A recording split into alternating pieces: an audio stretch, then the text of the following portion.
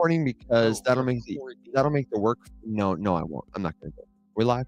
We're live. We're Good now, live. revolutionaries, and welcome to the Rise Up Morning Show. Oh yeah.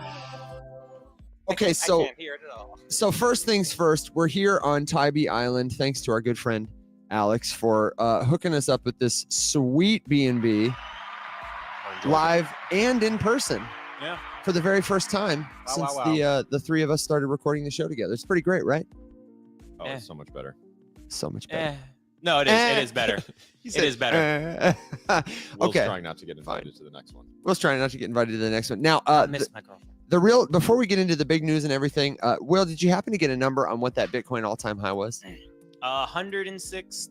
It's just over 106,000. 106,000. That's amazing. It could be a trap, but I want to play this for you right away. Our friend Keith, who composed our theme song, gave us a banger for the new all-time high, and I'm not even going to say anything. I'm just going to play it. I'm so excited we get to, and I'll flip it around so you guys can hear it. Oh, thank you. I was like, oh.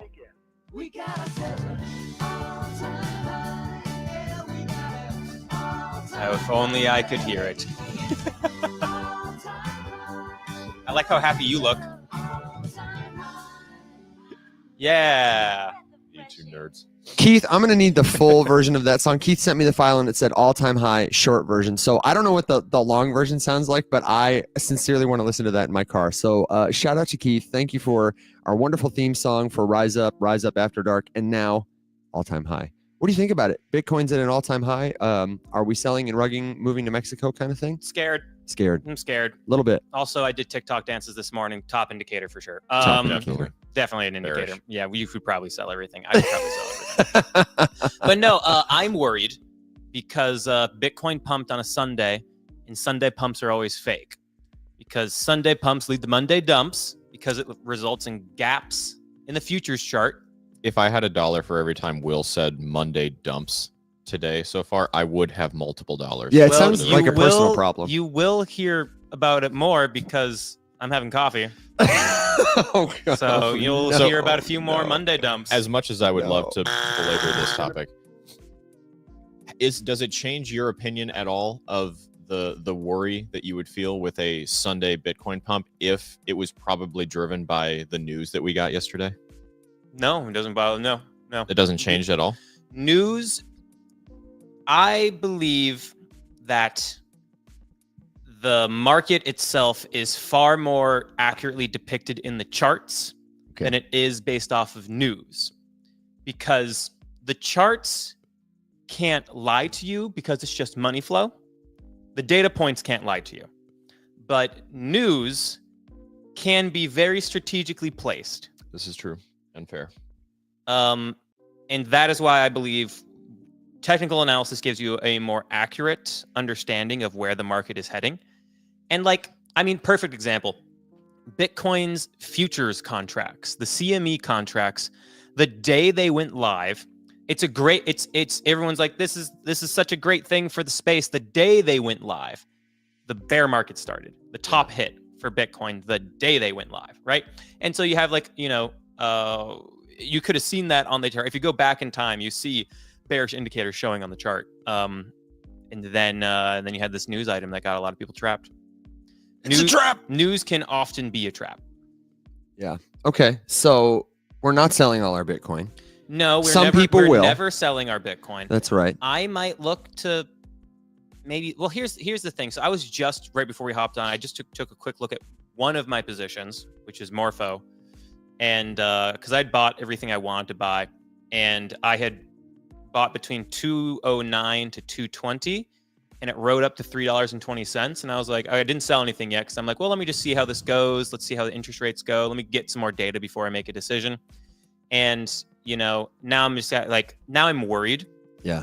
But because I'm worried, I'm getting emotional, and there's a part of me that wants to sell that Morpho now, or at least some of it, just to de-risk, which might, honestly, it's never bad to de-risk. And also I'll be selling still into profit because it's at 230 something right now, 240. I think it's 240. And my average buy price is probably $2.15. So made money, but not a lot, percentage wise. but de-risking into profit still. That's not a horrible thing. Yep.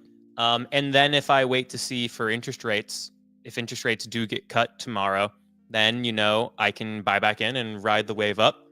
But if interest rates are maintained, I've saved myself some of my profits, because if the interest rates are not cut tomorrow, I do think you see the markets fall. I don't know how far they can fall, though, Sure. because the ETFs have shown the past number of weeks they'll just buy. Yeah. Bye, bye, bye. Tell me why. Show me why. Are you using price alerts anywhere? Like on CoinGecko or anything like that to, No. time your? No, you're just checking when you check. Yeah, I'm just checking when I check. Yeah. So if you missed it, I missed this last local top, and I wasn't that worried about it because I happened to catch another top. I sold, bought back in. So I've already taken some profits. I'm already feeling good about continuing to stack at a low average buy price. And if I'm not worried about it folding overnight. Like nothing about the thesis has changed. I know we were talking about this last night. I love holding tokens that I don't have to check, and I love only holding 3 or 4 tokens. It's like kids. If I had 12 kids, I'd be worried all the time. I'd wonder where they were. But I'd still be worried if I had 1 kid, but it's less stuff to keep track of. Yeah. And then for me, just from like a lifestyle standpoint, I missed selling. I said, it would be a great idea to sell and take some profits on Morpho between $3 and $3.50. It got up to $3.20. Yeah. So, hopefully, you started selling between $3 to $3.10, $3.20, and then you would have had some really great profits. I missed that because I don't feel like I have to check Morpho's chart all the time. And I missed it because I was at a holiday Christmas market with my girlfriend. Like living your life. I was living my life. And the thing is if I missed this top, if I missed trading this trade perfectly, that's fine, because this one particular coin, I do think will have higher highs than the $3.20 market hit after it gets listed on Coinbase, which I cannot confirm is going to happen, but I have a high degree of confidence that it will. And also listed on Binance, it's going to be at higher levels. And Bitcoin is going to be at higher levels, which will bring up the altcoin market. This is stuff that I believe in, that we'll see over the next few weeks to months, maybe months, if this market takes a dip right now. And so I'm like, cool, if I don't play this trade perfectly, I got another one that's coming. And so that's one thing too that's nice when you only have a handful of coins that you have a high degree of confidence in, as opposed to having 30 coins that you can't possibly have confidence in them. I go, cool, I'm going to go live my life. If I can play this trade perfectly, great. If not, c'est la vie.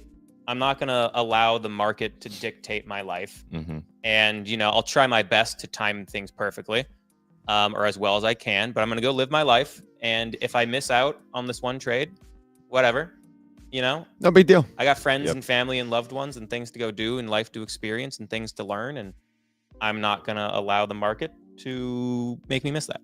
Yeah, absolutely. I will absolutely. That's the way to do it. And if you don't have that kind of piece, then it's probably a good time to do a little gut check, see where things are. And, they're not your children. You don't have to be emotionally tied to any kind of investment, whether it's crypto or anything. And crypto is just so volatile. It's easy to get caught up in it. If you're just joining us for the first time, I've popped it up on the screen. I have to do this damn box every single time we go live these days. I don't know why they don't save it for me anymore. TikTok, help me out before you go away forever. And you want to learn more about cryptocurrency? We have a great free community that you can join with learners at all levels of experience. The pink glasses don't come with it, but the morning show mug just might. It's at discord.gg/riseup. We would love to see you there. Learners at all levels. Great place to ask your question. Great place to get a second opinion on something and navigate the rough, sometimes wild waters of the cryptocurrency community. Okay, so we got a new Bitcoin all-time high. We talked last night about altcoin dominance because everybody wants to know, when is altcoin season going to happen? And I'd just love to know how people in the audience are feeling. Are you feeling a little nervous right now? Are you feeling a little frothy? Because that's kind of what we were sensing, I feel like. Frothy. But, yeah, frothy. Frothy like my coffee. Also, Coffee's frothy. no, it's not. I was like, I do like it when it's I was frothy. like, Evan, I don't know how to tell you this. I don't think that's coffee, buddy. Also, I thought that just in the vein of making your choices easier, we last week were in Prague, Alex and I, and Flex. we picked up this cool piece of swag. You were invited, for the record. Yeah, I know. I had to. It's I had hard, friends- man. I had He's to got a friends life. here. He also was Christmas marketing. We got this cool piece of swag, which is a Magic 8-ball, and it's got crypto answers. And I just, asked it a question for all of us, like, what do I do right now? And it said, respect. Oh, it's going to go away. It said, respect the market.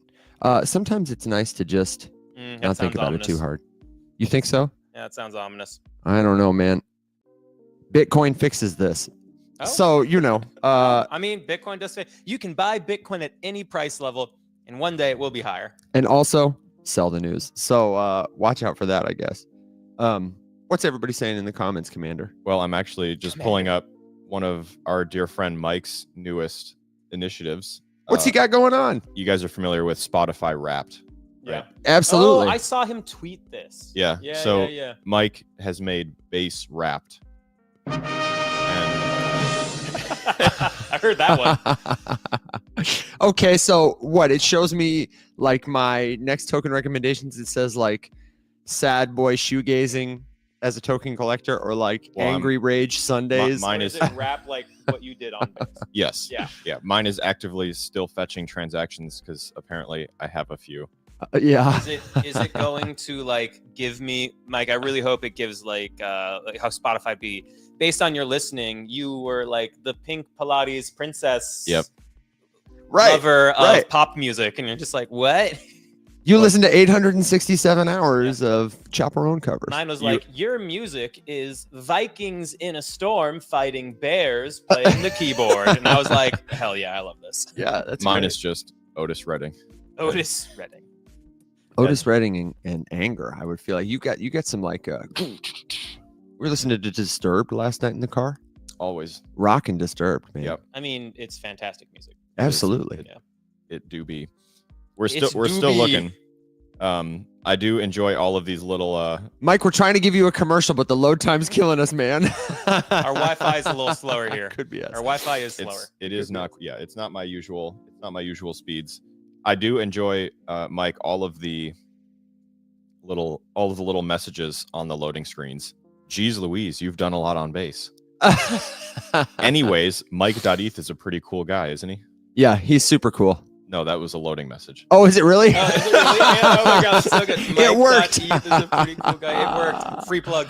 I can't believe it. Speaking of free plugs, Alex and I are both Stellar Maxis today. We're wearing the We are Stellar Max. Stellar swag. I'm bullish on their comfy sweatshirts. Yeah, they are giving. So there's a if we did what is that thing called where you do the mock elections, the little awards like in high school, most Oh, likely to succeed. Yeah, accolades. What is it? For some reason, there's a accolade term, vernacular. there's a term for it that Yeah. I'm forgetting. I know what you're talking Somebody about, help though. me. Tip Anyway, of my tongue. Quick comment. Can you guys be serious? We're in the midst of a bull run. no. No. Superlatives. Thank you. That's right. Yes. Thank Thank you. you so much. Anyway, if there were superlatives in crypto, one of them would undoubtedly be best merch. And honestly, for years, Yeah. despite what we all know and think about the network in general, Tron has been merch daddy. Yeah. They basically just rent the biggest section at every conference and outdo everyone on merch.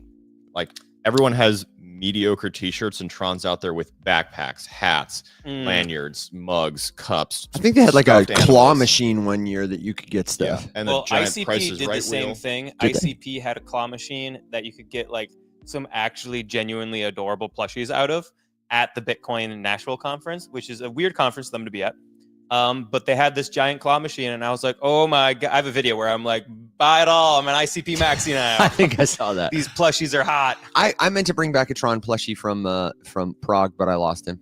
He was a little Tron bull. He was so cute. Speaking of bulls, since we are in the bull run, we had a really good question. What are your price predictions for Bitcoin in 2025? And I'm curious because I saw a post from, was it Joe or Mahir in our other situation room, where somebody, maybe BlackRock or some TradFi institution, they had posted their price predictions, and I think they said Bitcoin 180k. VanEck. Bitcoin was 180k, ETH was 6k, and Sol was $500 for like peak of the bull run. Those were their predictions. And Joe made a really good comment. He was like, "That's way low for ETH and Sol in terms of if Bitcoin gets that high. And I was like, I don't know. I felt Say that again. So Bitcoin 180K, ETH 6K, Oh, it's super low. and Sol 500. Yeah, I think that Bitcoin price could be realistic. The Ethereum and Solana price, though, very undervalued if that happens. Yeah. Like I would say Ethereum minimally $10,000 and Solana 700. Yeah. I feel like if ETH is 6 and Sol is 5, then Bitcoin's got to be 150K or something like that. Like it's got to be way lower, or it's got to be ETH and Sol go higher. The other thing too is what you got to remember is just like how the markets work is you'll have Bitcoin go up and make an all-time high, and you'll have the altcoins, so in this case Ethereum and Solana, go up an additional 50% in the last like 2 weeks of the market, you know? And so that 50%, if they're at $500, that's like $750 for Solana. Yeah. If Ethereum is at 7,000, that's Ethereum breaking $10,000. And it'll happen like that. Yeah. Which is one of the reasons why you cannot time the top. You won't. If you do, you're lucky. Yeah. Or absolutely. you set some ridiculous limit orders. Also a good plan. Set some ridiculous limit orders. We're like, hey, I'm just going to set some limit orders. But honestly, a good plan. It is a good plan. Set some limit orders for some numbers that just seem like bullshit right now. Yep. And then if they hit, you go, oh, what? Yeah, exactly. I made a lot of money today. And Wow. if you don't know how to set limit orders, do it Google or a Chat GPT. Limit orders are going to make your life so much easier because you're going to set your price targets. You bought, I don't know, Bitcoin or ETH or whatever, and at this price, and you think it's going to go to this price. You just want to be able to set it and forget it so that you're taking the emotion out of the game. What platform do you like to use for limit orders? I just use Coinbase for everything. I honestly do too. I just use it for everything. This show is not sponsored by Coinbase, but it should be. I will plug Kraken as well. I've had Also good limit orders. I've done most of my trading actually over on Kraken, and then only recently sort of just consolidated because I don't have very much on any exchanges anymore. But you can do limit orders on Uniswap for ETH tokens. You can do Blowfin is one. If you don't live in the US, also. I think Jupiter. Can you do it on Radium? I would so. imagine. You don't think so? I just haven't Got to looked at it in a imagine. long time. I haven't checked it either, but I would bet you can. And the other one that I love but can't use anymore is KuCoin. I loved KuCoin. I thought it takes a little getting used to their interface, but once you get into it, it's like it was so good. I hate that we can't use it anymore. Back in the day, I mean, this was 2017. So like American investors, there wasn't like a wall put in place between you and like international exchanges. So like I was able to use like a bunch of sketchy like Korean and Chinese exchanges that definitely have like a picture of my ID that they're trying to steal my identity from because you had to use like for some KYC. Definitely my identity is stolen somewhere in China. But like I had Binance.us before it got kicked out. I used Binance. I used Coinbase. I used KuCoin. I had so many exchange accounts. Yeah. Because you didn't have a lot of decentralized exchanges. Sure. Like it was Uniswap limited had options. just come out. And honestly, I tried to go use Uniswap when it first came out, and I didn't fucking get it. I didn't know how to do it. Yeah. It was. I think we've come a long way, but there are still a lot of the same hurdles. Have you used the Uniswap wallet at all? The little sidebar that they came. Yeah. It's smooth, man. Yep. It's nice. I just haven't used Uniswap in forever because, like, even if there's an amazing coin on Ethereum mainnet, I'm just like, you don't use it for like base swaps. You save a little money over Coinbase or Coinbase Wallet to get your, your Morpho or whatever. I don't do it because I just like to. If I'm doing base stuff, I like to keep things in the Coinbase product because it's just safer to just be able to like connect my Coinbase wallet with my Coinbase account. And like, I don't have to worry as much about like putting in a wrong wallet address, and it's just easier, smoother, and less. And like, I will pay a higher fee for less risk. Totally. Yeah. Are you using Coinbase One? Yeah. Oh yeah. Yeah. Yeah. Okay. I promise we're not going to keep doing a commercial for Coinbase. But I just wish Coinbase One savings were in your wallet. It's not when you swap. You pay like full fees. Yeah. Which is frustrating. Annoying. Did you guys see they made a statement recently about responding to everybody's frustration because all the holds and the freezes? They really do need to figure that out because there's been a ton of it, and it's clearly a legitimate issue. Have you seen that Coinbase's trading volumes going down? I believe it. I don't doubt it. I think It's people are going really down and frustrated. Binance is going up. Oh, Binance interesting. is eating some of Coinbase's lunch right now. I mean, there's just too, even if it is anecdotal, the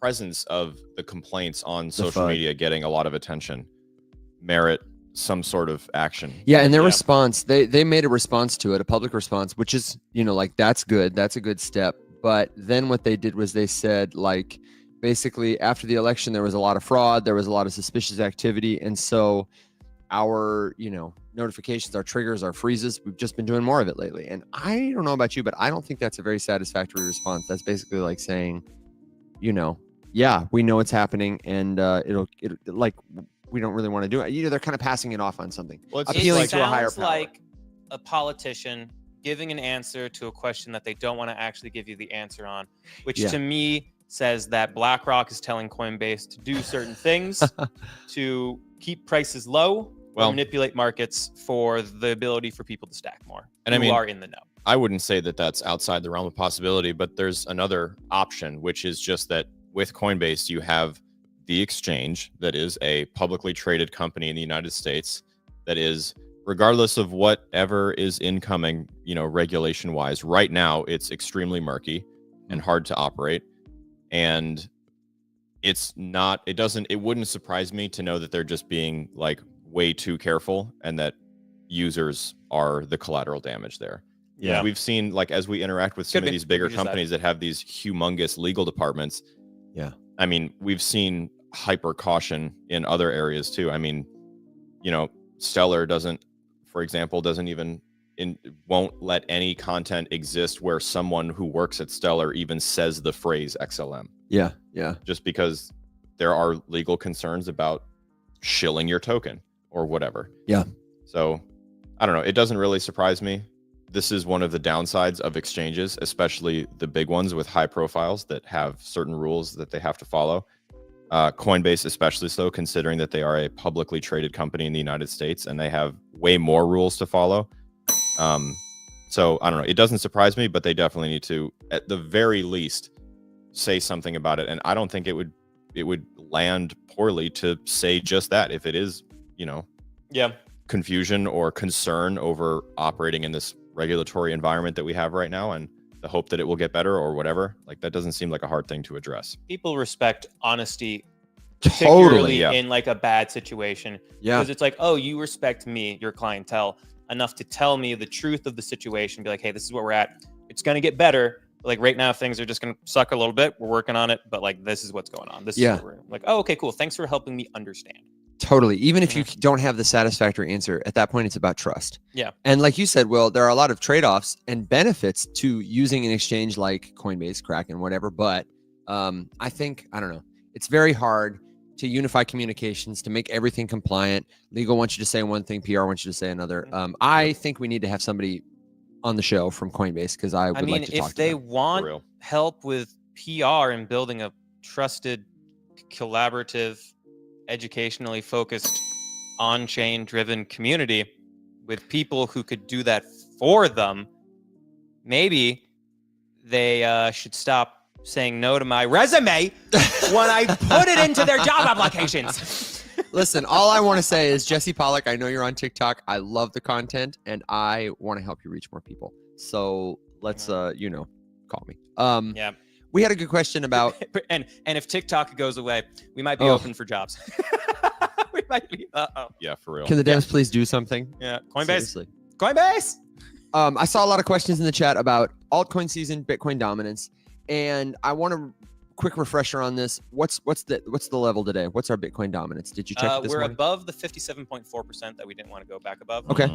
Mhm. We do have an opportunity to go up a little bit higher, which I think will happen. There's the 55-day exponential moving average that could act as resistance. That is also lined up pretty nicely with the opportunity to have some double tops. What that means is there's an opportunity a little bit higher up to start to get a bearish reversal, which would be what we would want to see on the Bitcoin dominance chart. Because remember, bearish is what we want on Bitcoin's dominance, because Right. that means that Bitcoin That we're won't bullish be on performing as altcoins. well as altcoins. Yeah. Altcoins are doing better. So there's an opportunity there. This could be a trap placed on the charts, to get ready for, interest rates are being cut. Oh my God, interest rates are being cut. Oh, hey, guess what? FASB accounting rules went live on. There's so much here that screams market manipulation. And can you remind us what those accounting rules are? Because I know we were talking about this yesterday. So there's so many things happening this week that scream traps to me in either direction. On Friday, you had Donald Trump come out and confirm that he does have plans to create a Bitcoin strategic reserve with an executive order. That executive order, just quick explanation, would be just saying, hey, the United States, all the Bitcoin we have, and by the way, the United States is a gigantic holder of Bitcoin, one of the largest in the world. That Bitcoin just would never be sold again. Then you also have Senator Cynthia Lummis's legislation in Congress. For the record, the United States government currently holds just over 200,000 Bitcoin. 200,000 Bitcoin. It's a lot. Yeah. Thanks, Silk Road.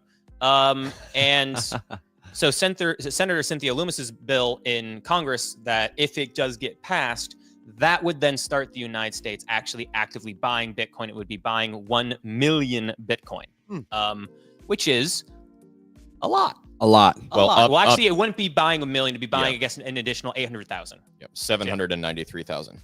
Oh, someone did some quick maths. Quick maths. Nice, man. So you had that news Friday, right, of Donald Trump confirming it. Then on Sunday, yesterday, we had FASB, FAASB accounting rules go live. What this does is that this means that companies can actually fairly represent the fair value of Bitcoin on their balance sheets. The reason why this is important is because up until Sunday, if you were a company that had Bitcoin on your balance sheet, if the price of Bitcoin went up, you could not reflect that appreciation of value of an asset that you own on your balance sheet unless you sold and turned it into cash. However, if the price of Bitcoin went down, that was reflected on your balance sheet. Yeah. And so now, and this FASB accounting rule, if you listen to Michael Saylor, oh, you got a cowboy hat. Hell yeah, you got a cowboy hat. Hell yeah. TikTok Everyone on YouTube is like, what? Yeah, what? Got a cowboy hat. TikTok. It's TikTok stuff, guys. Enjoy it while we can. Enjoy it while we can. Yeah. Where was I? Oh, yeah. Michael Saylor, if you hear him talking, FASB accounting rules flipping on is one of the key pillars that Michael Saylor's been saying for the past year. That's like, this is what makes Bitcoin get to $1 million, along with strategic reserves and stuff like that. Oh, man, yeah. And so now companies are far more incentivized to actually evaluate and add Bitcoin to their balance sheet, because now they don't have to sell the asset in order to have appreciation on their balance sheet, which means Bitcoin is good for their stock, which means buying Bitcoin fulfills their number one obligation, which is not to provide value to customers. It is to provide value to shareholders. Yeah, exactly. And so you have that now too. So that went live the other day, right? Big news event that nobody talked about. Nobody talked about FASB accounting rules going live the other day. Okay. Because I certainly didn't see it. Yeah. And I'll be making content on it today. And because it's a huge macro thing, but no one talked about it. So nobody talked about that. The biggest thing that's happened since the ETF went live, or since honestly Trump won the presidency with his strategic reserve. Those two things, not a soul is talking about it. And yet you have, which screams suspicious insider manipulation to me. And then on Tuesday, you have the decision for interest rates. And if interest rates are cut, markets will pump. If interest rates are maintained, markets will slide. And so there's just a lot going on. Yeah. The Trump news seems like, it's great for the confidence in the market, but could be used as a way to bring in liquidity to then dump. Also, we had, what was it? What's the word? Futures contracts ended. Oh yeah, it was like $2 billion of futures contracts. Yeah, $2 billion of futures contracts expired on like Friday or Thursday or something. Yeah, which again would explain a lot of which would explain a lot of the, like your coffee, a lot of frothiness in markets. And so there's just so much happening in this condensed 5-day period. It's hard to really kind of read, which is another reason why, if you're in a position where if some of your positions are in profit, maybe just take a tiny bit off the table just to de-risk, because this could flip downwards. Sure. If it flips downwards, it's not lasting a long time. Yeah. But And same thing, honestly, if it pumps, it probably a macro event could very quickly just yeah. somebody could take their profits off the table. A Yeah, big it's never a bad investor, a idea big to whale, de-risk. you know? There's just so much that's happened in these past few days, and it's going to be interesting to see how all the big whales and the big wigs and the hedge funds all play it, because those are the things that move the markets. I mean, if Bitcoin dips, you'll see massive. Michael Saylor will come in and buy a crap ton. I'm sure you'll see Michael Dell come in and buy a crap ton. You'll have companies coming and buy. You'll have foreign nation states buying. Oh, also. It has been basically confirmed with on-chain data that what was it? Saudi Arabia, or no, it's the United Arab Emirates, has been buying Bitcoin for their own strategic reserve. And there's another large entity that's been buying Bitcoin that we all suspect is Russia. Oh, I don't doubt it. Yeah, I don't doubt it. I mean, this is one of those things. Like, the concentration of Bitcoin in the hands of large entities is concerning.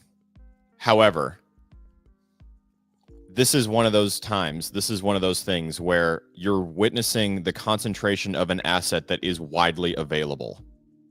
Like, Bitcoin presents something that you've never seen before in like a globally, demand increasing valuable asset. If you look at gold, for example, not everyone has the ability to just go get gold or like acquire it or sell it when they want to, or sell it when they want to. It's not that easy.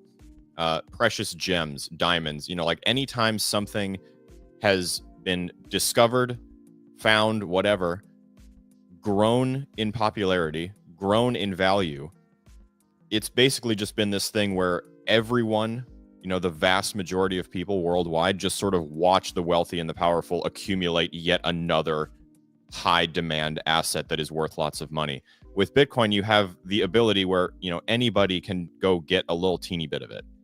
And ideally, that's the way that it works. There's a little tiny bit of it that is spread over as many people worldwide as humanly possible.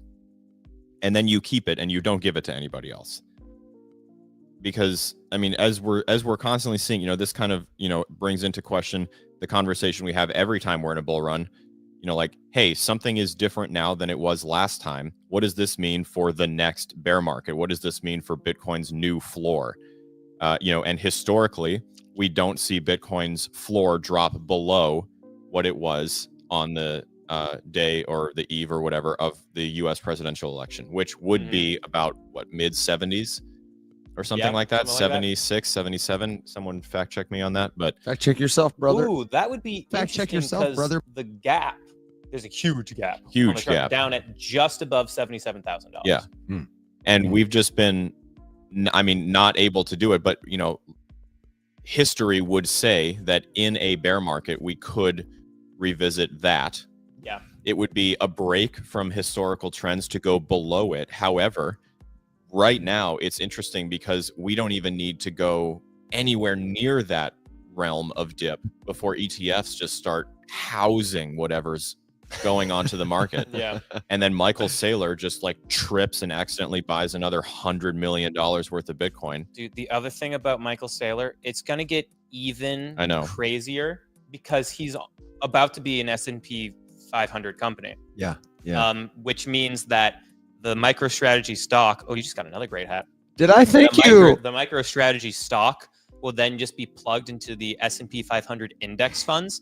Oh yeah, you got some more hat. Some more hair. My god, Elvis hair. And then the thing is MicroStrategy's stock will just start getting pumped by all the index funds. Yeah. And if the stock gets pumped, that means Michael Saylor gets to raise more money. That's right. Which means he gets to buy even more Bitcoin. Yeah. And then his stock goes up in value even more. It's like a cycle. Allows him to raise more money to then buy more Bitcoin. And then more people get confident in the MicroStrategy stock, and more people just buy MicroStrategy stock, which makes the stock go up, which means he can raise more money, which means he can buy even more Bitcoin. Which, for the record, is terrifying. It is. It's a lot. But can I tell you the best thing that came out of that? A second ago, you said realm of dip.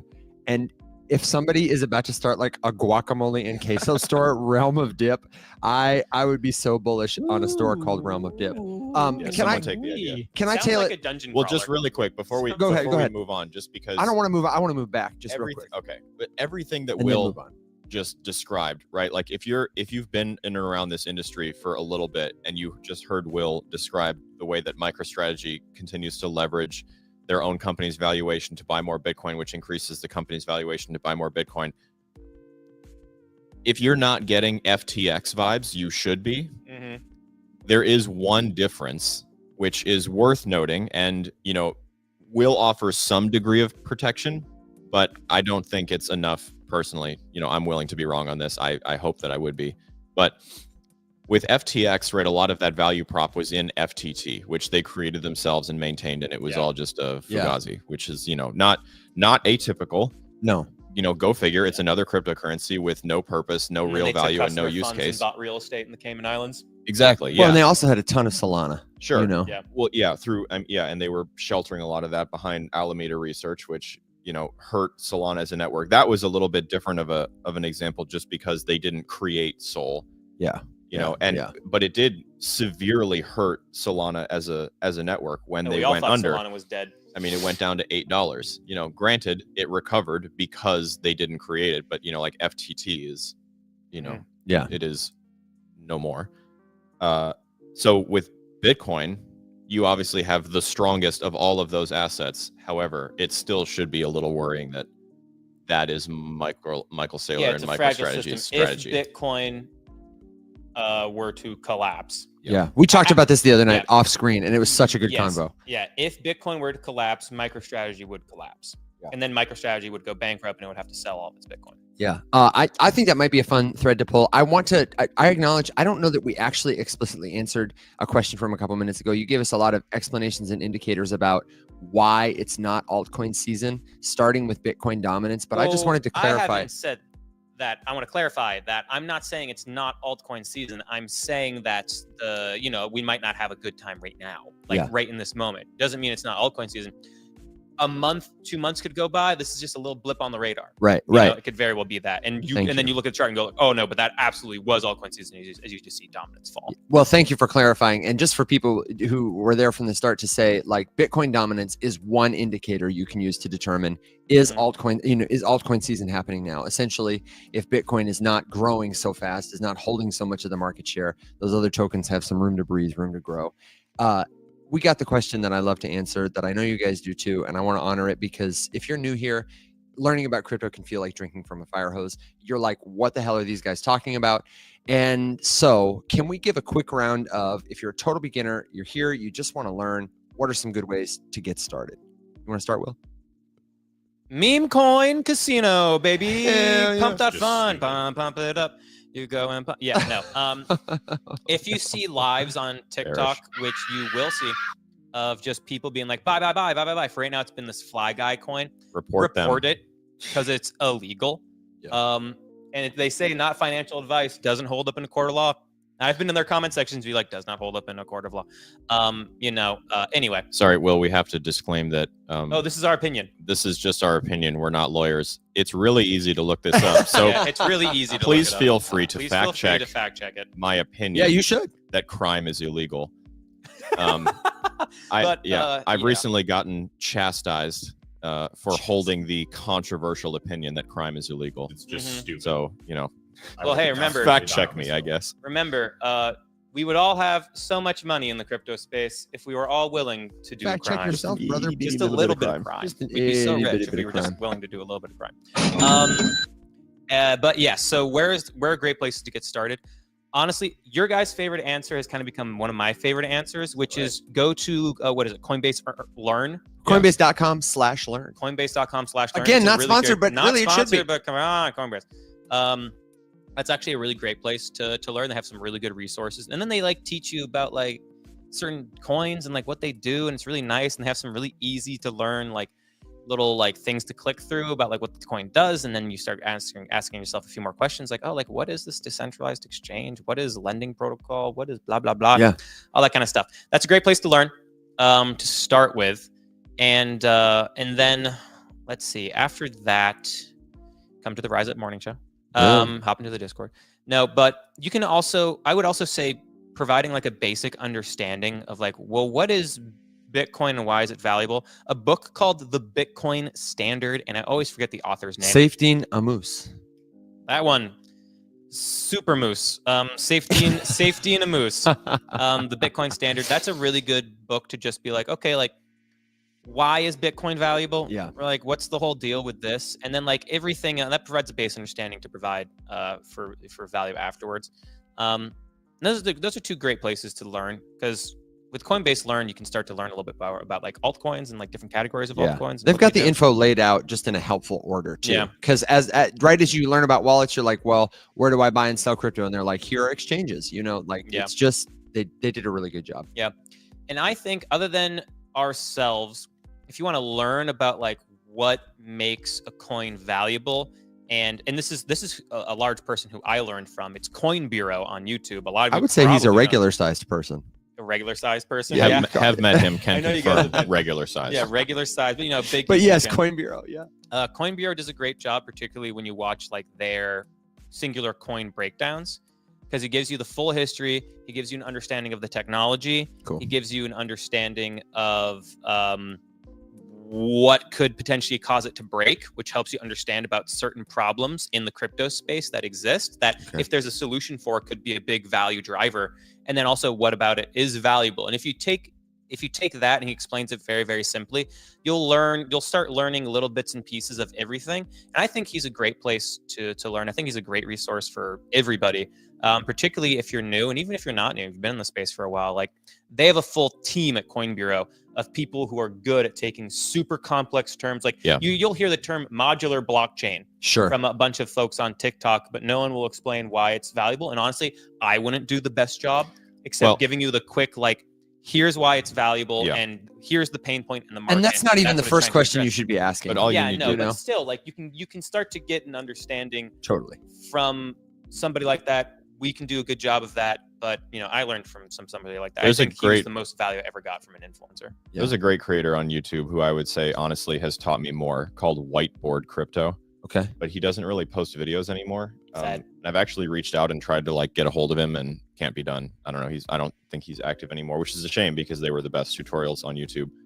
And is it still valuable for people to go back? And, there's a few that were time sensitive, but overall, a lot of them, including the ecosystem kind of dissections and stuff, some of them are networks like Avalanche that he did several years ago that have since gone through upgrades and shifts and priority changes and all that sort of stuff that are... Dude, using Avalanche when it first came out was so annoying because you had to personally manually navigate the A chain, the B chain, and the C chain. That was... Which now you don't have to know about at all, which is great. Yeah, thank you very much. Nice job, guys. Okay, so other resources, Whiteboard Crypto. Do you have other ones, Alex, that you recommend? We've covered a lot of them. Honestly, one of the things that is definitely a good exercise is to train like a ChatGPT thread to help you answer questions, or at least help you sort through keeping track of different jargon and stuff like that. I have some videos about it. I've got some stuff in Discord, and I'm putting together like a little PDF guide that we'll just give to like premium people and stuff for free. It'll be in Discord for sure, but just to like how to train a ChatGPT thread to teach you about crypto. Yeah. And you can sit there and ask it a gajillion questions, and it does a pretty good job explaining, because a lot of this stuff is, the stuff that ChatGPT struggles with is, when you're like looking up new information, or it's trying to query a current event, or it's not connected properly, or it's getting outdated information. But just defining terms and, turning them into metaphors and asking it to explain things to you like you're 5, that sort of stuff, it's very good at. So I am like, near infinitely bullish on using ChatGPT to teach you about some of the basic stuff. Yeah. Or to do comparisons, you'll see a ton of TikTok videos lately.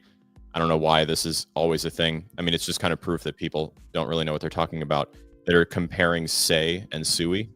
And you find out it's really just because their ticker is similar. Even though they are wildly different ecosystems. Although they are both trying to be Solana killers, but everything but not that even isn't Solana gets lumped into the category of a Solana killer. Just like how everything that wasn't ETH gets lumped into the category of an ETH killer. But I mean, Sui is literally just... Sui maybe is a Solana competitor. In that it is a general purpose blockchain that's kind of trying to do everything and be a place for all of this sort of stuff. Say really only gives a shit about DeFi. Their consensus mechanism is DeFi specific, with open order book consensus, which is very good for that kind of thing. And, is working on the problem of, people getting sniped or out traded by, better bots or whatever. It's very hard to front run on Say. So that's cool. Sui doesn't have anything like that. It uses a completely different type of consensus called Narwhal and Tusk, which is like the coolest name for consensus. I love that. Bullish on naming in crypto. You've got like what Mimble Wimble is probably my favorite name. Yeah, for Dank Sharding. Dank Sharding. Yeah. But and so Sui uses Narwhal and Tusk, which is more of like a general purpose consensus mechanism that is not singularly focused on one thing, like making DeFi really optimized. I gotcha. Okay. So whenever you hear someone say and Sui are competing, they're not. Yeah. Just fun fact. Fun fact. We got deep there. There you go. We got real deep there. I would say too, if you're losing track of these resources, you didn't catch the name of that book, you want to hear it one more time, really the best place is join the free Discord server. It's discord.gg/riseup. You can also find other free resources at the riseupmorningshow.com and come back and learn with us. We're live Monday through Thursday, same time, same place. We're on YouTube in widescreen. We're on LinkedIn. We've got lots of places that we stream. And the only thing missing is you. It's the best place to ask a question, is a community with other learners at all levels of experience, because you don't want to have to navigate this stuff yourself. You can save a lot of time and money just trying to figure it out by asking another person. And it's tough to trust people. And we should say on that note, like, these are our only profiles. If you're seeing us for the first time or you're seeing us again, you will get followed by somebody whose name is Alex Popovich, or whose name is Evan Mann or Will Watson, and they will probably direct message you, or they will reply to your comments and say, message me on Telegram. Hit me up on WhatsApp. Yeah, how is your trading, bro? How is your trading going? We will never direct message you. We are not going to message you first. If we need to get your attention, we'll do it in a public place. The best way to get our attention is in the free Rise Up Discord server, and we want to see you there. We don't want you to fall prey to the scammers. We're never going to ask you for money, offer you advice, stuff like that. I see a question I want to address, but I also want to finish one thing about Sui. But the question was, what's the real application and use of DeFi? Okay, I'll remember it. Yep. Go ahead on Sui. Great question. That's a good one. It is. But the other thing about Sui is there's a comment that Casey Craig, which, by the way, if you're not following her, she's fantastic. I love Casey. Absolutely. We love Casey. Bullish. There was a comment she made about Sui where she was like, I'm going to say something that's pretty controversial. I think Sui is like a venture capitalist backed pump and dump coin. It wasn't pump and dump. It wasn't the term pump and dump, but she was like, but that's basically what she said. It was basically what she was saying. Like, these venture capitalists are just going to dump on everybody in a very, very big way. Yeah. Because she was like, I think the supply is centralized, yada, yada, yada. I'd have to see the on-chain metrics, but if Casey says it's probably true. Every single time I look at DeFi Llama, which is a great site you can use to measure the amount of money actually being put on chain, and I look at Sui's DeFi Llama, I just hear Casey being like, venture capitalist back coin, they're going to dump on you. And I'm just like, she's like, I think the TVL is manipulated. And I'm like, because the amount of Sui on Sui and DeFi Llama is just going down right now. It's just going down. And like, the price is going up. But again, like, Sui's TVL is still 1.5 billion. That's still a lot. It's still doing a lot. But like, with the amount of presence it has in social space, you would think the amount of Sui going on chain to be used in its DeFi would be going up, because that's how it is in a bull run. More people buy Sui, they want to compound their wins, they would go to Sui DeFi, they'd start using it, the amount of Sui being put on chain would go up. Even if there's a correction in the dollar valuations coming down, the amount of the native token is going up. And so every single time I go on DeFi Llama, I hear Casey's voice being like, this is a venture capitalist backed coin. I don't trust it. I don't like it. I'm very worried about Sui. And I look at DeFi Llama and I go, it's a trap. Yeah. Which really is this something we should be worried about? It just demonstrates the need to have a profit taking strategy and don't bag hold something forever, because not to equate the two, but like a lot of the time, stuff like this happens to the XRP community as well, where, how many people hold that didn't take a single dime of profit when it 4 or 5x or whatever it did, in the last couple months, because of the prevailing narrative that it's going to $1 gajillion, $10,000. And so you're a wuss if you take any profit or you sell any of it now. Like, why would you do that to yourself? And so what happens, a lot of those people ride that up and then they ride it all the way back down. Although the metrics definitely show that some people learned their lesson, because it hit that $3 whatever mark, and then it had that resistance because people who held the bag were selling. But there are still comments all over the place that are really, really, really shaming people for Paper profit taking, hands. that kind Oh of yeah, stuff. yeah. And you see it a lot with stuff like SUI too, wherein, you know, something can have an incredible run up. And then, you know, I'm always more skeptical whenever one crypto versus another just has this culture of shaming people for profit taking on it. Mhm. And I see that with SUI because I posted a video, you know, and since I posted this, for the record, SUI has gone up like another 2.5x or something. And my video was interpreted by people as just being like a don't buy SUI, when it was really just like a, do you have any idea what you're buying? Mhm. Yeah. You know, not to say that the price can't continue to go, but like, why are you buying this? Yeah. And if it's just because the price is going to eventually go to 10, 20, $30 or whatever, all you're doing when you do that is watching something 5, 6x, not taking a lick of profit. And then guess what? You're going to sit there and you're going to bag hold that shit until next time. Yep. And just fingers crossed and hope it goes up again. Will is running away. And I will start to introduce the question of what is the purpose of DeFi by explaining to folks who might be new. DeFi is a portmanteau of decentralized and finance. Put them together, you get DeFi. The alternative to DeFi is centralized finance, or also known as your traditional money system today. Your money system is controlled largely by centralized intermediaries. The government prints your dollars. The Federal Reserve manages the rates. The banks have permission to issue money. The money you use doesn't necessarily physically exist. It's not like little green men printing dollars at a machine inside your bank when they give you a loan. But there is this very tightly controlled mechanism that is your gate to access financial services like loans, like interest on a savings account.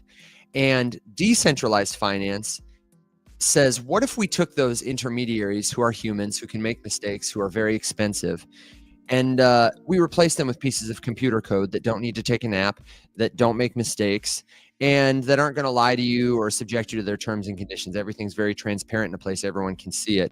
And how might we allow people to facilitate, to transact with each other, or to transact with protocols? That is DeFi. You are removing those human intermediaries, replacing them with smart contracts facilitated by blockchains to ensure that people who don't know each other can trust each other. The question, I think, was why is it important? How does it matter? Yeah, like what's the value? Yeah, here? what's the value? So take it to practical dollars and cents. What's the value that I can expect from using decentralized financial services over my bank?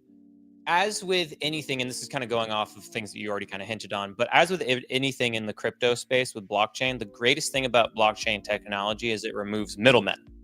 Mm-hmm. So in this case, it removes the ability for, not the ability, but it removes the fees that would get paid if you go to a BlackRock and there's a sales rep there. The sales rep has commission that they make off of the products they get you to buy, or a money manager, right? There's additional fees that the company itself will charge you for simply just providing the service for you to get access to the market, right? DeFi removes those because it just provides the market one step closer to you, where those middlemen are. It's just you directly to the market. The other thing too is, as a trader and investor, it enables you to be able to get assets before they get on centralized regulated exchanges, and provides you more freedom to be able to invest in anything that you want, regardless of bans, regardless of rules, terms and conditions, and all other stuff. It basically just enables you to get access to a total free market. Beautiful. And then as an investor, you can use decentralized exchanges to get a cryptocurrency before it gets listed on Coinbase and Binance and ride that wave upwards, so you make more money. As a lending protocol, you can get loans at much cheaper rates than you would ever get from a bank. And also you yourself can become the bank and provide loans and earn interest. So new money making opportunities there. And it allows you to become your own bank. It removes middlemen and it provides you a more accessible access to a free market. Well said. And all of this is possible because you are the custodian of what is called your private key. This is the piece of information that blockchain ledgers use to distinguish one user from another and determine who has permission to move what information. The information in this case that represents your money. If you control a private key, not your bank, that gives you an account, which is essentially an IOU, then you can transact with anybody, because the machines, the code in the middle, they don't care if you're black or white, what your credit score is, where you live. If you've got an internet connection and a private key, then you can start using decentralized finance without anyone's permission. Yeah, all it cares about is, do you have access? Mm-hmm. Do you have liquidity? Do you have access and liquidity, baby? That's it. No. I love it. And it doesn't even have to be a lot of liquidity. No. You can get started with $1. Baby bit, yeah. You're not going to have like some banker be like, you only have $500. You can see yourself on the way out. Gustav, more caviar, please. That is all So- bankers in my head. There's a really good question. This is a follow-up. So Okay. Aztec is the one who had asked about practical applications of DeFi, and then asks, how, as a follow-up, how does this help everyday people who live paycheck to paycheck or third world countries? So this is one of the things actually that I was harping on really hard when we were in Prague, was that you have people presenting DeFi tools and protocols and projects to try to attract users by advertising things like better yield, high APR, more options, better trading velocity, like lots of very exclusive, language. Value pitches. Yeah, Value because, who are you truly? So DeFi truly is like meant to help, the smaller fish. The unbanked. The people who are not represented in the current financial system. It allows you to participate in that kind of thing, but we keep selling it to everyone in a way that is even more exclusionary than I might have just made that word up. No, it's a word. It's a word. And we Okay. knew what you meant. Bullish. I might, so you're advertising to people who don't even believe that they deserve to earn interest on something because they've never earned yield on an asset they've held before. Like even just saying that sentence, we're already They've now just misunderstood. They don't know what you're saying. So we're doing the true like target audience and user for DeFi as an industry. We're doing them so dirty by using like hyper jargon finance terms all the time, when really truly Aztec, your question is just like, the barrier to entry to DeFi is so much lower than traditional finance. The ability for you to open an interest-bearing account with $5 is possible. Mm-hmm. Whereas there are all sorts of minimums for you to buy. Like the minimum that I had to purchase to add, a large S&P 500 index position on my Your Fidelity or something. on my Charles Schwab, Okay. like Roth IRA. Yeah. It was not a non-zero amount. It was a lot. I had to make a significant purchase, which is exclusionary to someone Prohibitive. who only has a few dollars that they would like to start doing something with. DeFi doesn't have that problem. That's really the magic of the whole thing. If you don't have access to Charles Schwab to open a bank account and start doing that kind of stuff, you live in a developing nation and you have a few dollars and an internet connection, and that's literally it. Guess what? Yeah. DeFi is for you. Big time. That's the whole point. Mm-hmm.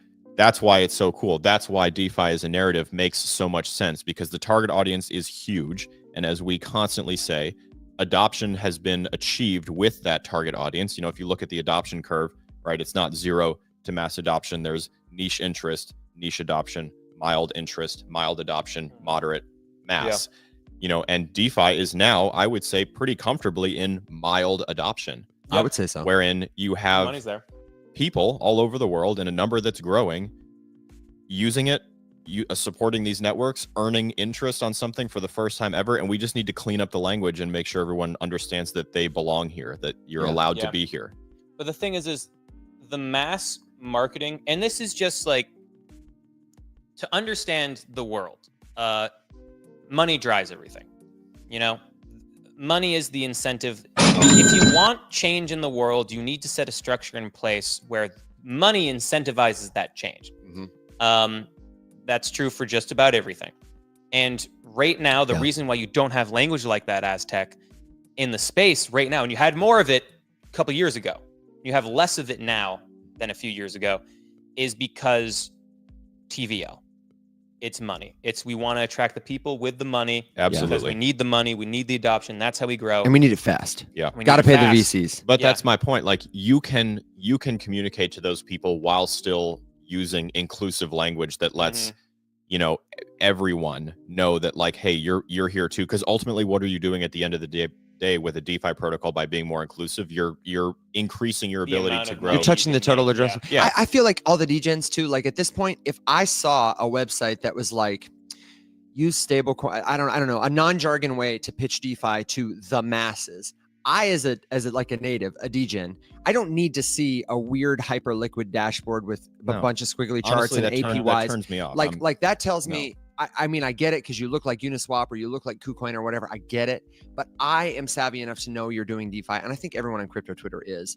And then also see like, oh, but you're looking at the people who are using Western Union right now. You're trying to get that money. Mhm. I just think, I don't know. It seems like a no-brainer to me. It's just, I think it's also just hard when like you're like, cool, you're a business and you're like, hey, these are our target audiences and it's going to be big money people. Sure. Yeah. And then you're like, cool, I got to pitch at those people because my boss says I got to pitch at those people. And like, that's how I measured and stuff. And you're pitching at that. And then you just become kind of pigeonholed. You kind of have your blinders on like a racehorse.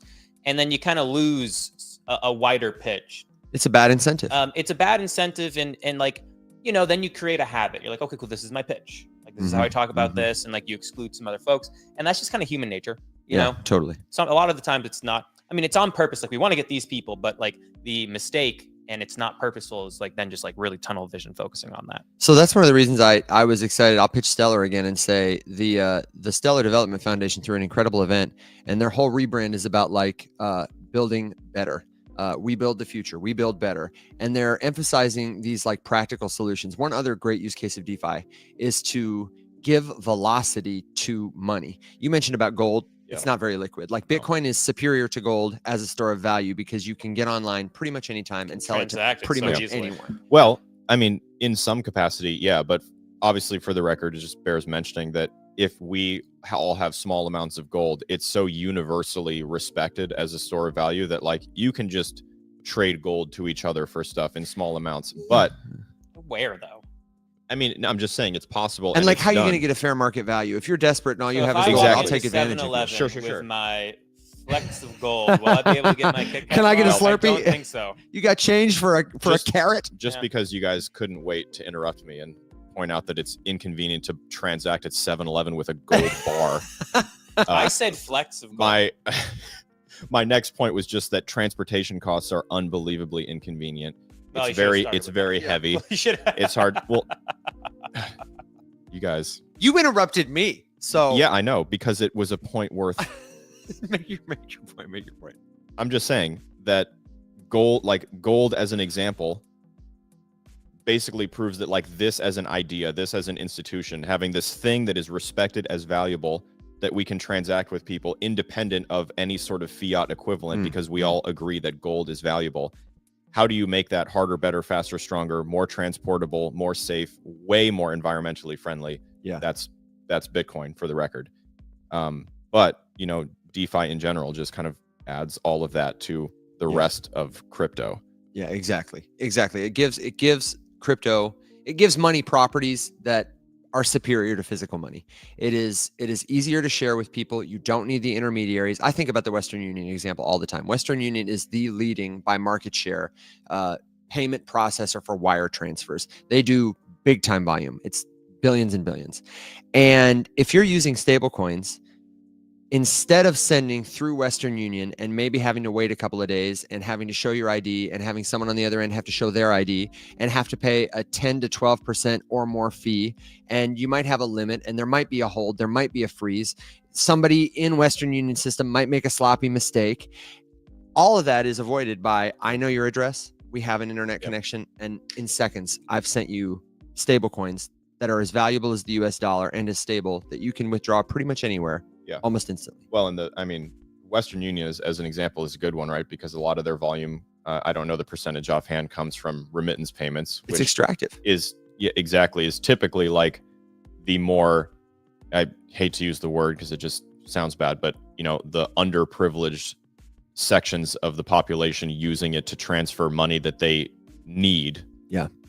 And the fees are extremely extractive. I mean, Western Union makes over $4 billion a year in revenue. A lot of that comes from Well, all of it comes from the Ooh-wee. fees on transfers, and a huge percentage of that comes from fees taken out of remittance payments. Yeah. Which is why, like El Salvador, for example, when legalizing Bitcoin as federally recognized tender in that country, is able to now, and then through the joint exercise with Twitter with Bitcoin tipping, this was before Oh, it yeah, became yeah, X yeah. and whatever.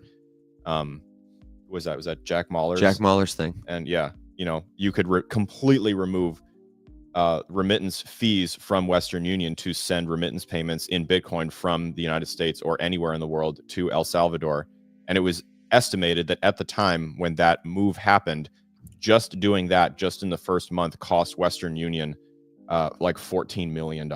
Suck it, Western Union. Whoa. Yeah, in I the will first absolutely die on month, this and I'm hill. sure that it's grown since then because now that is possible in more places. Yeah. Plus, then of course, people in El Salvador didn't have to sell the Bitcoin into anything else; they could spend it at the grocery store. Yeah. Which I don't think is ideal. No, But that's- not ideal. No. Not ideal. Got it. Not ideal. Okay, what do we got? How you guys doing? Do you see any questions flying by? If you've got a question, this is a great place for it. As you can see, we're having a great time hanging out here in person.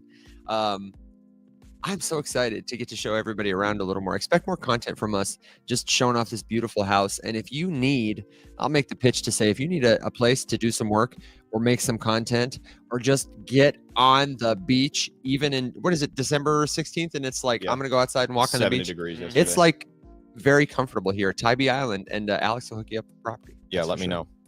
know. I think the value prop on this place specifically, which is why I wanted us to do the show here this week.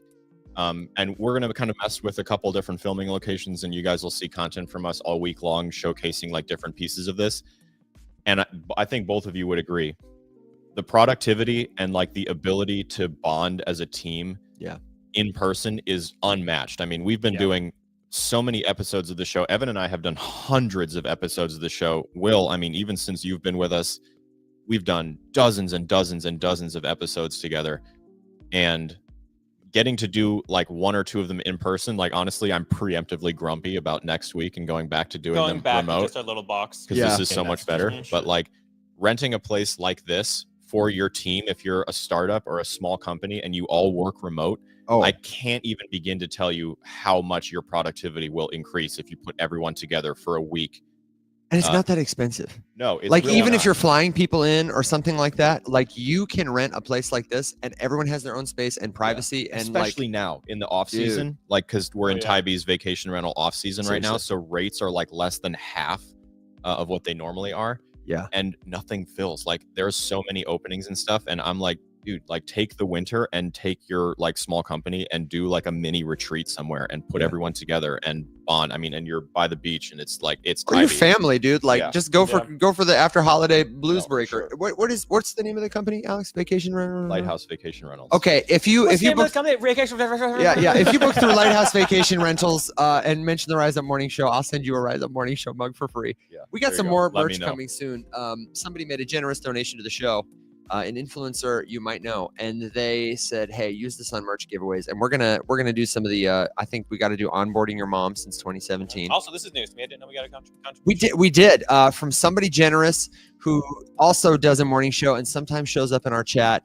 And Yes. and he said, "You can keep me anonymous." And I said, "Okay, I'll keep you anonymous, but people might know who you are." He's a friend of the show, and so thank you, friend of the show. Stay tuned for that. We had a good question here about staking. What's the word on staking? Somebody wants to know specifically. There's also a question I don't want to forget about Pudgy Penguins on Binance. Oh yeah, I Oh, can yeah. answer that one rapidly. Okay. Like, what's the good thing about Pudgy Penguins on Binance? It's good. Why? Because more tokens, more places, more liquidity, more buyers, more attention. Right? Like anytime your So their token gets, NFT is on. I don't know Binance if it's Smart their Chain? NFT or if it's their Pengu token. Oh, I didn't think it's even know their. they had a token. They just dropped a Pengu token, kind of like Bored Apes did with the Ape token to Yeah. holders. They dropped it to Pudgy's. You can buy it. They also dropped it to holders of other PFP collections. I think maybe Sappy Seals got some, maybe V Friends got some. I don't know for certain. But now you can trade it on Binance, and Okay. just more tokens, more places. Yep. Bullish, Lovely. right? Yep. Overall. Yeah, exactly. I will absolutely die And on so this the hill. question was staking. What should we think about? What are concerns for staking? Exit Velo specifically wanted to know, I've got Sol on Phantom. Should I stake it there? what should I think about when I'm staking? Is a centralized platform a good place or not? I would say do what's easiest for you, but check what the conditions are, because every providers are a little bit different. And specifically, I'm talking about the holding periods, early withdrawal fees. You might stake something and then you'll see unstake, wait 7 days or something like that. You unstake it and it starts down a timer and it's like, whoa, I have to wait 30 days before I get my tokens back or whatever. Or there's a 5% fee to withdraw them early. Those are the things I think about. I would say just do some comparison shopping. Where's the best place to stake Sol? Look on Reddit, ask in the Discord. Yeah. And just find the place that's easiest. Helios for Sol. Shout out to Helios for Sol. My man crush in the crypto space, Mert. Man crush Mert. Yep.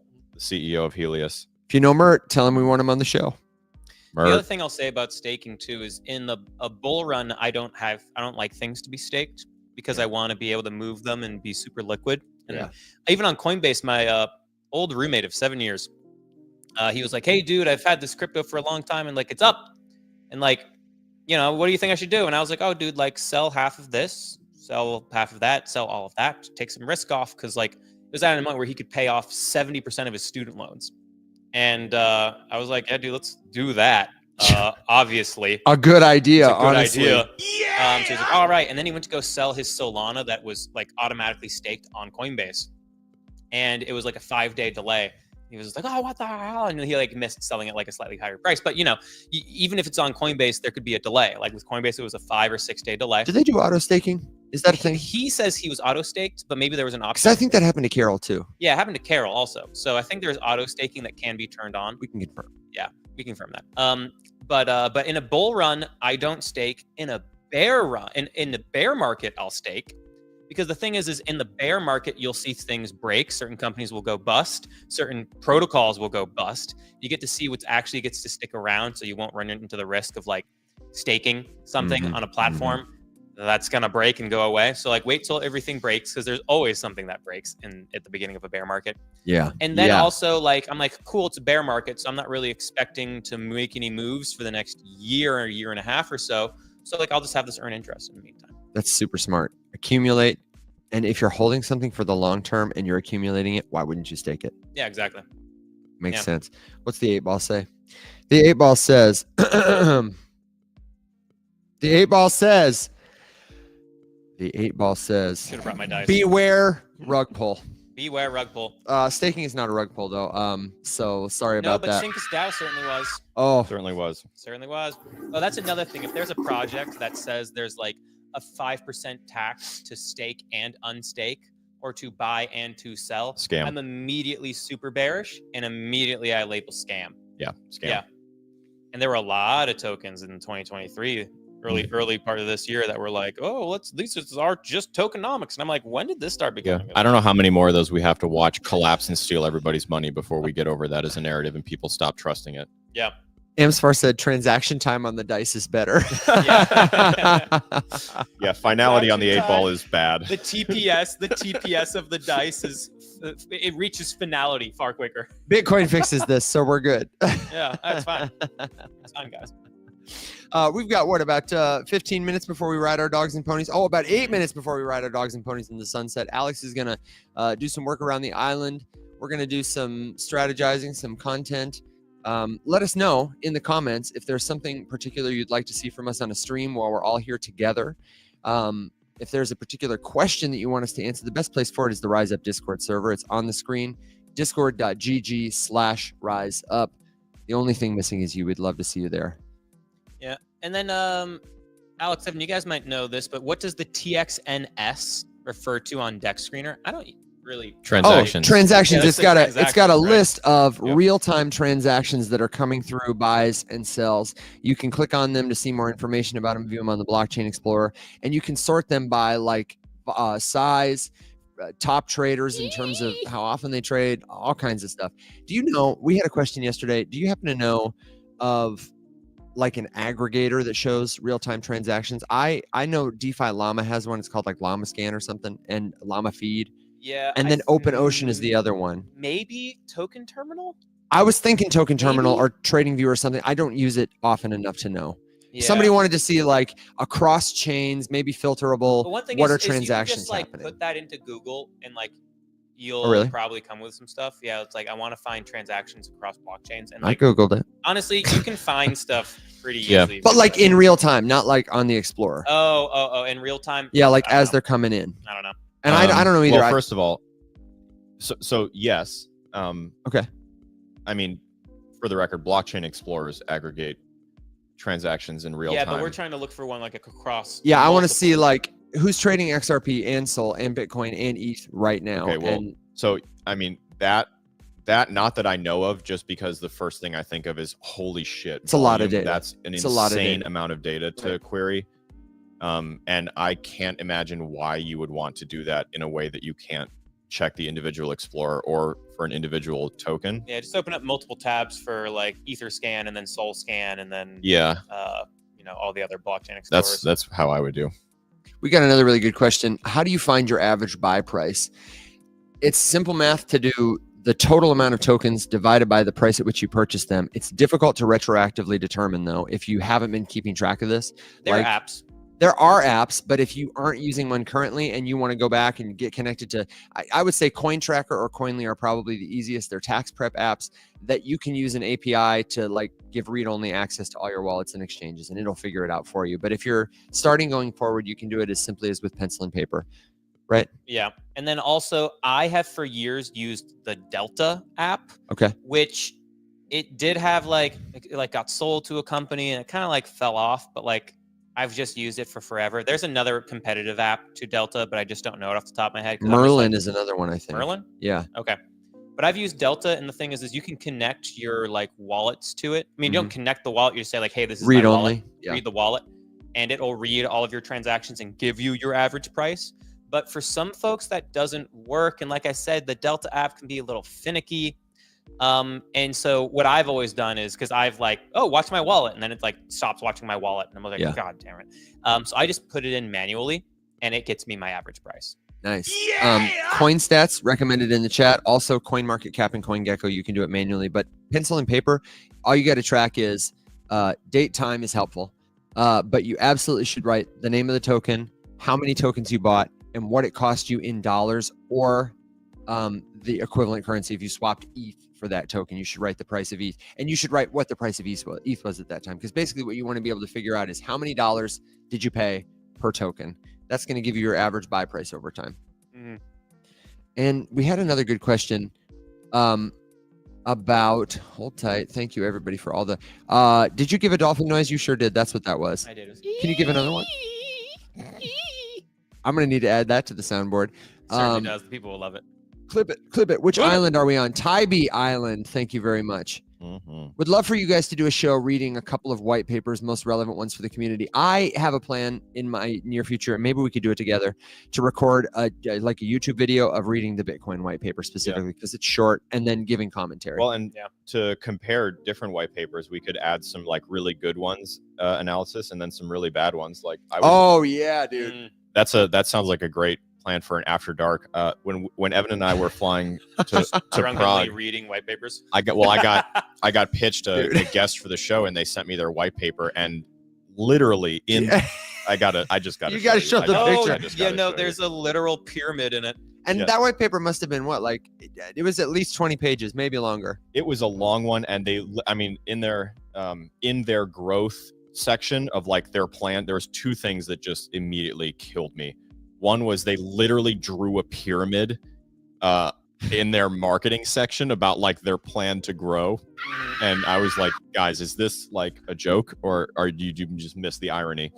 And then the next one, Evan, if you'll remember, there was a section for their roadmap, and the roadmap had 3 items, and I want it known that I'm not Bye. no, it's better. Pump it up. I'm not paraphrasing. This is not an exaggeration. This is word for word what it said, and I remember it verbatim because of how short it was.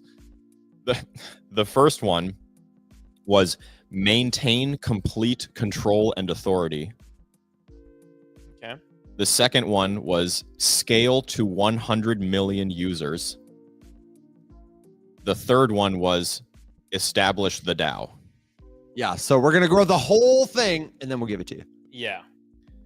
With full control, and then we'll give it to you, the DAO community, and we'll sell. But it. also, Yeah, that's just like shit. the single roadmap step with no other information to just get 100 million users. Mhm. We'll get it. Yeah. Oh yeah, real How? quick, we just need to get 100 million users. just gotta get the it. pyramid will. Oh, The pyramid. right. You forgot the pyramid. And triangles have 180 degrees, which is one of the strongest shapes in all of geometry. So therefore, henceforth, round table, 100 million users. Ta-da. Perfect. Tech CEO says the XRP community came after him because he reviewed their white paper. And honestly, I bet XRP probably has a fine white paper. I'm sure that they do. But It would be weird if they didn't. it would be really weird if they didn't. Okay. If you are just joining us, I'm so sorry. It's time for final thoughts. We're going to ride our dogs and ponies into the sunset, but that doesn't mean that the fun is going to end. We're going to be back here, same time, same place, live in person tomorrow at 7 a.m. Central Standard Time, 8 a.m. Eastern. Check us out. Follow these profiles. There are only profiles. And join the Discord. It's discord.gg/riseup. Can you throw it up on the YouTube for those people too? I've been saying it all screen. I've been saying all stream. It's on the screen. And Alex, you've been rugging me, man. Although I see the chat flying over there, the computer's way far away, so I can't. But there's a question by Papa who's like, last question. Oh. What does TVL look like on a traditional bank? It's called AUM, Assets Under Management. Yeah. It's an investment management bank. That's how you measure it. It's AUM. Any public bank needs to provide that data. You can just Google that. Google AI will even pull it up for you if you're interested in looking AUM up for particular investment banks. Hit me with your best shot. Final thought, question, suggestion, good joke, word of wisdom. You too. It is never a bad idea to de-risk if you are feeling worried in the market, but understand that your emotions oftentimes want you to make bad financial decisions. But if for your own peace of mind, you see risk in the market, you're feeling worried, don't feel bad about de-risking some. Especially if you're in profit, you're still in some profit, don't feel bad about taking some money out of the market just to alleviate you, right? And either your fears were justified and the market falls further and you make a decision, or, the market turns back around again. You can put that money back into the market in a much more confident position. You feel good, right? So, that's it. Just, again, don't be afraid to hit the sell button. Don't be afraid to de-risk. And if people are mad at you for selling, odds are you sold at a very good time. Yeah, dude. You laugh it off all the way to the bank. Alex, what about you? I am going to make my final thought the answer to Exit Velo's question. Exit Velo has been asking great questions today. It's a really good question that I have no doubt applies to lots of people. So the question is, how do you determine sell tax on coins you plan to buy? So the short answer is, what? Yeah, well, I think what this is, and correct me, Velo, correct me if I'm interpreting this wrong, but what I'm getting this as is how do I know how much tax I'm going to owe if I buy this thing and it goes up in value? I think they're talking about if there's a sell tax, like every time you transact, it takes off 11%. Okay, well, great. I'll answer Do both. So if it's the sell tax question, you can check that on something like Sol or Token Sniffer. The sell tax is always recorded there because it has to be present in the code. And when the code audit is run, the sniffers will detect it, they'll smell it, and they will report it to you. Also, if you look it up on Deck Screener, they will post any known purchase or sales tax on any token right there on the info tab over on the side. Nice. If you're asking about future capital gains, which maybe that isn't what you were asking, but just in case question. as well, the only way, because all capital gains rates are the same for you, it doesn't change depending on what token you purchase or which investment asset you have. It depends on your income tax bracket and how big the position that you're being charged tax on capital gains wise is. And you can find all of those numbers on the IRS website. You just have to look up your income bracket, and they publish the new brackets every single year. And I'm sure it's the same for people who live in other places. Yeah, like whatever the tax I'm sure collector is in your jurisdiction. And he said he didn't mean both, but both are valuable. So thank you. Okay, sweet. Did I at least answer the actual thing that you meant? Was that included in there? I don't know. Okay, my final thought is one more time to say, if we didn't get to your question, don't fret. Jump in the Discord server. It's right here on TikTok, and it's right there on YouTube. We have a great community of learners at all levels of experience. It's totally free. Plus, we've got other resources that you can buy, like classes, coaching. Will's got a cool TA guide he just did. We've got upcoming live classes. And the only thing missing really truly is you. So my final thought is going to go back to the all-time high. I've got to shout out Keith one more time because Keith is the absolute GOAT at composing songs for our show. He did our theme song for the Rise Up Morning Show. He did the theme song for Rise Up After Dark. And now he has given us a new, totally vibey, all-time high song. So enjoy this and then come back tomorrow, 7 a.m. Central Standard Time, 8 a.m. Eastern. It's an all-time high, baby. I can't wait to hear it one day. I know. Someday we'll get to listen to it.